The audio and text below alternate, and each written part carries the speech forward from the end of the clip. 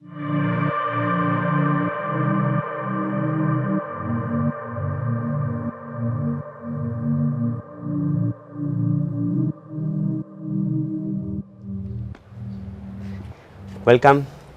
Thank you very much, Ehud, to the ILC-CSIC. It's a pleasure to have you here with us. Yeah, I'm happy to be here. So maybe we can start by knowing a little bit more about yourself. Where are you coming from? Why are you here? Yeah, my name is Ehud Krinis, and I'm coming from the south part of the land of Israel, which is actually the desert part of the land of Israel. And I was born and I'm still living in a kibbutz named Shoval, which is kibbutz is a communal way of life, and it's a very egalitarian socialist way of life. It was when it was founded. So I grew up in a very egalitarian, socialist, and secular society, and also one society that stressed the importance of working by hands and cultivating the land, and not an intellectual society. So for many years I worked as a gardener in the gardens inside the kibbutz, and slowly I was also start to develop my intellectual powers, and also studying in university. First I studied general humanities in general, but when I come to the more advanced studies, I became in particular interested in Jewish studies, in religious Jewish studies. Although I'm still secular, you know, in my way of life, I'm intellectually interested in Jewish religion, which is a fascinating phenomenon with a very long history and many stages, and the vast literature of many periods and many languages. So I start to be more and more interested and studying, you know, different kinds of Jewish literature, and I didn't know exactly where should I focus, you know. I was in the beginning thinking maybe to write a thesis on early ancient Jewish literature. And also I was very interested in modern Jewish literature as well.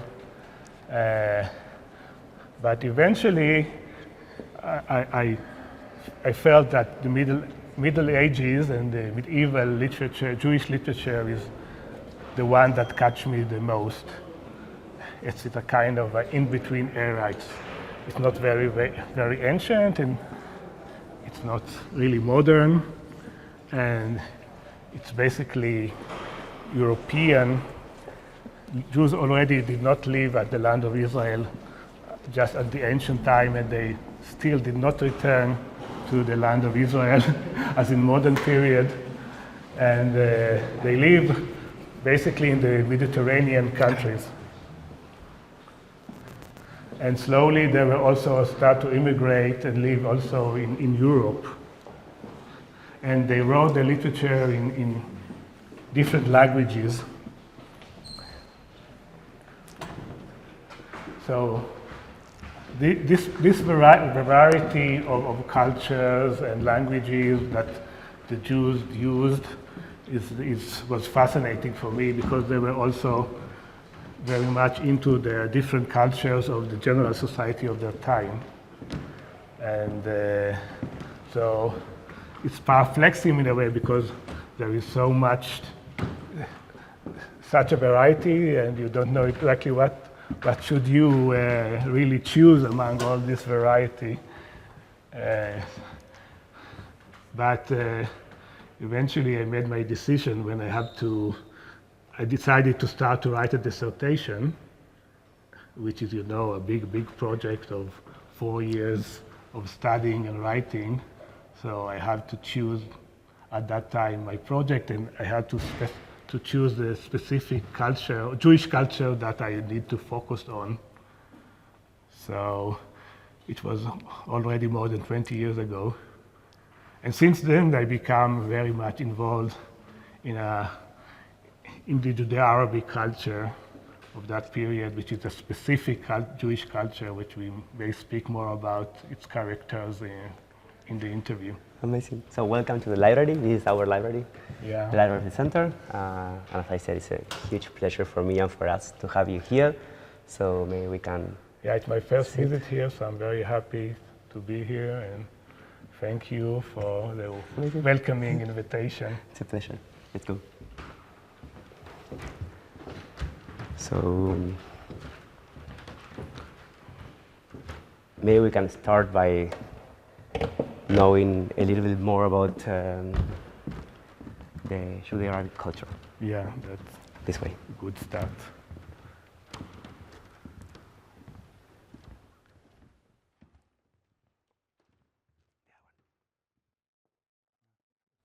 Okay, so you are an expert in Judeo Arabic culture. So what does it mean, Judeo Arabic?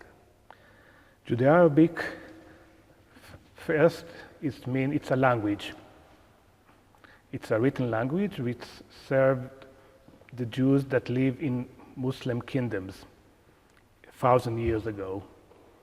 So today there are hardly any Jews left living in Muslim states of nowadays. But 1,000 years ago, 90% of the Jews at that time lived in Muslim kingdoms. And the major language was, of course, Arabic. So Judeo Arabic, as a written language, it's written actually, it's an Arabic that is written in Hebrew script. Not in Arabic script, but in Hebrew script.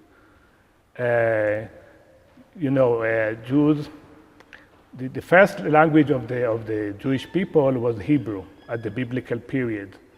And of course, the Holy Scripture of Judaism was written mostly in Hebrew. But then Jews spread all over, most of them left the Holy Land and started to live in many other places, especially around the Mediterranean at that time. So they spoke different languages, and then they invented their own new written languages, which is the languages of their neighbors. Basically, it could be, for example, in the modern period, for example, there is Ladino, which is basically a Spanish Jewish language, and there is Yiddish, which is basically a German Jewish language. But 1,000 years ago, when most of the Jews live in Muslim state and in Muslim kingdoms and spoke Arabic, that was their first language. So the written language was Judeo Arabic, and they wrote their literature, all kind of literature in this language. So this is basically Judeo Arabic. And was it also the culture? May we speak of a Judeo Arabic culture in the Middle Ages? Yeah, it's a culture exactly because it was a special language, because Muslims or Christians that live in the neighborhood of those Jews could not read Hebrew script. For example, German Jews in the 19th and 20th centuries, they wrote their literature, even if it was a religious Jewish literature, they wrote it in German script. So everyone around them could actually read it. But in the Middle Ages, it was different, because specifically they wrote their literature, which was in the language of their neighbors, we say the Arabic, basically, but because it was in Hebrew script, so it was the consumption of the local communities of the Jews that live around that time, and their neighbors, their Arab Muslim neighbors, could not read it and basically was not very interested in what their Jewish neighbors are actually writing. Fascinating, it's very fascinating. And may I ask you, what is special about what you do like, what do you do that is different from other scholars working in the field, either in medieval history, medieval philosophy, or even Judeo Arabic, the Judeo Arabic studies? So first of all, as I said, the Jews who wrote and spoke Judeo Arabic, basically wrote Judeo Arabic, lived all around the Mediterranean, mainly at the south part, but there was a large communities of Jews at that time, 1,000 years ago, in Muslim Spain, because Muslim at that time ruled most of the part of Spain of nowadays, which was called Al-Andalus, but still there was Christian kingdoms at the north of Spain, of the Iberian Peninsula. And Jews, so Andalus was actually one of the most important centers of Judeo-Arabic culture and Judeo-Arabic language. And Jews in Al-Andalus and in Spain, they have a special position because, as you know, already 1,000 years ago, it was the time of the Conquista, after the Muslims actually occupied almost all of Spain, so the Christian in the north started to push them again and conquered the lands. But it took hundreds of years until they completed this process of reconquering Spain. So during that period, Spain was divided. In the north, there were Christian kingdoms, and in the south, there were Muslim kingdoms. And Jews have a special positions because they function with both parties. They could cooperate with Christians, and they could cooperate with Muslims, so they can actually move from one area to the other area. So, and they were very valuable for both parties, for Christians, and sometimes mediated, especially mediate cultures of the Muslims to Christians. So I'm focusing actually on two of the most important Jewish intellectuals of that period. One of them is Judah Halevi, who was a poet and a very important poet, one of the two important poets of that period, Jewish poets. There is Ibn Gabirol, Solomon Ibn Gabirol, and with him Judah Halevi, who is a bit later. And Judah Halevi, he actually probably was born in Toledo, in the Christian side of Spain, and then he moved one part of his life to Toledo and worked there as a physician. And afterwards, he moved to Cordoba and lived there for quite many years. And while he was living in Cordoba, he was writing his important theological work, which is called the Book of the Kuzari. It's a dialogue which involved a discussion with the king of the Khazars. It's all fictional. There is some historical truth behind it, but it's all fictional. And in this book, he actually explained why living in the diaspora, why living in exile is bad for the Jewish people, and why they should move back to the land of Israel, where actually this is the land of God, and the God present is there. And if they are living outside the land of Israel, they are detached of the presence of God. And because they are the chosen people of God, if they want to reconnect to the presence of God, they must come back to the land of Israel. So he himself, at the end of his life, shortly after he finished his book, the Book of the Kuzari, he immigrated by himself to eventually to the land of Israel and died there.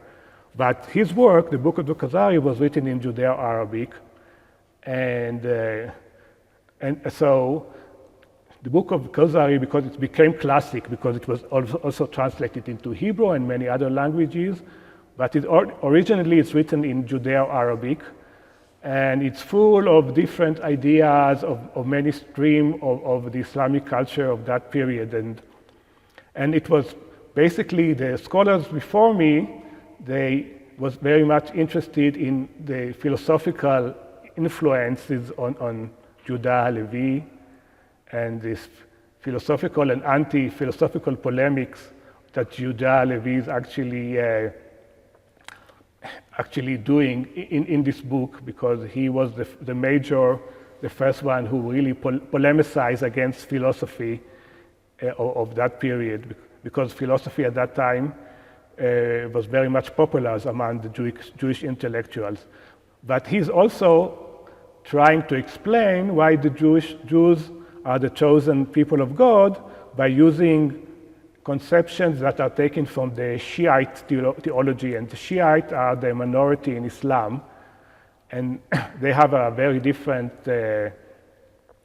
opinion of how the Islam started, because they think that the inheritance of Muhammad, the prophet of Islam, should have been given to Ali and his descendants. Ali was the cousin of the prophet. So the Shiite, they developed an explanation why are the family of Ali are the chosen people of God. And those are sophisticated explanations. So Judeo Halevi, in an innovative way, adopted and adapted those Shiite explanations to explain why are the Jews are the chosen people of God. This is basically a biblical notion, but he developed it in a way which he used also Shiite explanation, which is fascinating, for the scholar to actually decipher how exactly he's doing it. So my dissertation, which was published as a book about 10 years ago, was actually devoted to this topic. So basically we have like a classical Jewish religious/theological idea being developed in a philosophical way by means of using Islamic but Islamic this is not concepts. philosophy, This is a theology which is non-philosophical, actually. The Shiite actually developed those notions even earlier than the philosophical Islam developed, because philosophy in Islam was actually translated from Greek and Aramaic during the 9th century, but already at that time, 9th, 10th century, but already at that time, the Shiite developed their own conceptions of why they are chosen. So Judeo Halevi also involved much philosophy in his work, but he also involves much non-philosophy ideas in his work, and those Shiite notions are part of the non-philosophy side of his work. So I'm actually concentrating the importance of the non-philosophical notions in the Kuzari, whereas most of the scholars until my time concentrate on the philosophical notions in this work. Wonderful. So I think we can stay here for hours, but just to close our meeting, you are not only a huge scholar in your field, but you're also an activist working in the peace camp in Israel. So what can we learn? What do you learn? Or what have you learned from your studies, from your academic experience that we can bring to the present? This combination of Judeo Arabic, between Jewish and Arabic, in nowadays it seems very antagonistic, both to Arabs and both to Jews. It's hard to think, in our time, especially at that moment, that Jews and Arabs can coexist together, and that Jews were at that period very interested, 1,000 years ago, were very interested in Islam and in Islamic culture, and actually used Islamic conceptions such as the Shiite conceptions that I mentioned before to introduce to the Jews fellows their ideas. It sounds completely foreign to our time. So this is a kind of a discovery to someone like me who was born already for the reality of war and enmity between Jews and Arabs. and that there can be a kind of a cultural symbiosis between Arabic and Jewish thinking, and Islam and Jewish thinking. So it's opened our mind to see that the current situation is not the only option. That history tells us that there were other options, and I think better options than just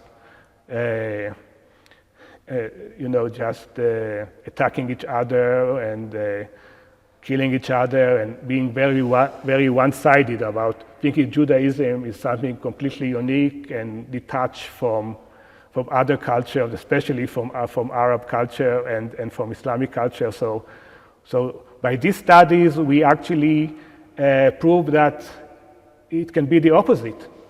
That in the past, Jews were very much engaged in Islam and in Arabic, and they lived next to their Arab neighbors, and they were much influenced them, and they wrote their literature in Arabic. So it's all so much completely different from what we see now, that nowadays Israelis doesn't even want to learn Arabic, although 20% of the population in Israel are Arabs, and so for them to discover, for Israelis to discover that Maimonides, for example, which is the most famous figure in Judeo Arabic culture, wrote his literature in Arabic is really perplexing and amazing because they read this literature actually in Hebrew translation, or that the Kuzari, or that the Duties of the Heart by Bachia or Ibn Pakuda, who lived in Saragossa in the 11th century,